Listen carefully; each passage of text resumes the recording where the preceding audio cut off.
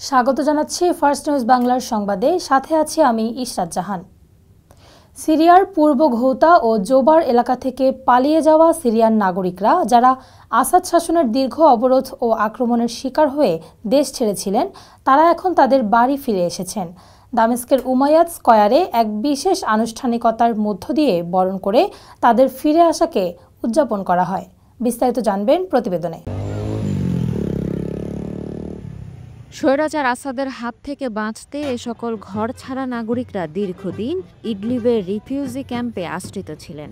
বছরব্যাপী বাস্তুচ্যুতির পর বেসামরিক বাসে করে দামেস্কে ফিরে এসেছেন তারা।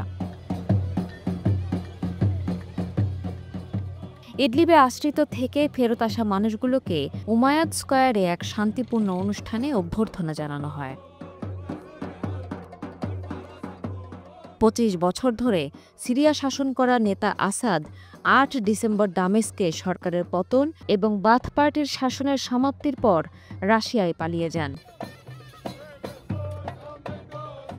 এই পতন ঘটে হায়াত তাহরির আল শাম যোদ্ধাদের আক্রমণে।